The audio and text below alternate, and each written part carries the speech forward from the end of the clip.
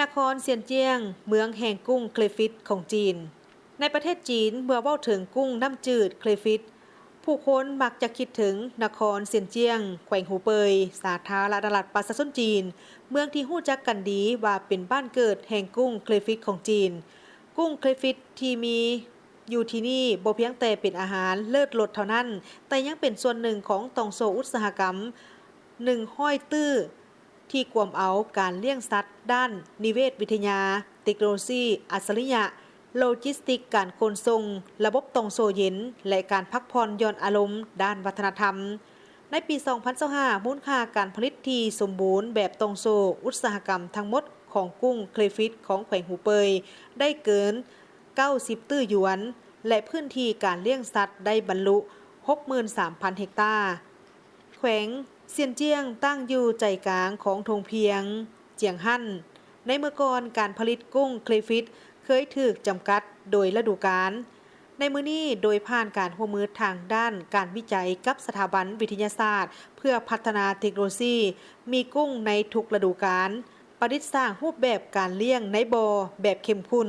และการปรับปรุงพันธุ์เหือนแก้วผลผลิตกุ้งในฤดูหนาวจะเกิน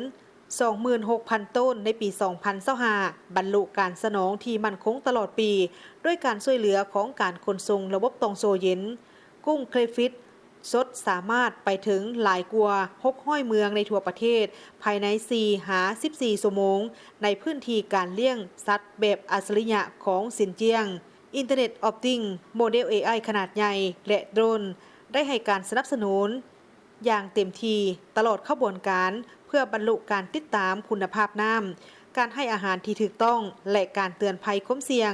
ขั้นตอนของการปรุงแต่งดังกล่าวยังเต็มไปด้วยเทคโนโลยีเช่นเครื่องปอกเปลือกกุ้ง AI เฮ็ดเวียกอย่างมีประสิทธิภาพเปลือกกุ้งที่ถูกปะทิ่มได้ถูกสกัดออกมาเป็นผลิตภัณฑ์ที่มีมูลค่าสูงเช่นไชตินและโอลิโกซักเคอไรต์ที่ถูกนำไปใช้อย่างกว้างขวางในของเขตอุตสาหกรรมการยาเครื่องสำอางและของเขตอื่นๆฐานแห่งนี้แปรรูปเปลือกกุ้งได้ 100,000 ต้นต่อปีมูลค่าของการผลิตประจำปีเกิน 1 ตื้อหยวนด้วยความก้าวหน้าของเทคโนโลยีล็อกสดตองโซ่ใส่แข็งกุ้งเคลฟิตจากเซียนเจียงบ่เพียงแต่ขายดีในห้างสรรพสินค้าภายในประเทศเท่านั้นแต่ยังได้ส่งออกไปยังยุโรปตะวันออกกลางและแห่งอื่นๆอีกด้วยทุกๆฤดูร้อนเซียนเจียงยังมีการจัดงานวางแสดงอุตสาหกรรมกุ้งเคลฟิตงานเลี้ยงกุ้ง 10,000 คนการแข่งขันปรุงแต่งอาหารการแสดงมรดกทางวัฒนธรรมนามธรรมและประสบการณ์ด้านดิจิตอลเฮ็ดให้กุ้งเคลฟิตกลายเป็นสัญลักษณ์ของเมืองและเป็นงานเลี้ยงแห่งความม่วนซื่นของทุกคน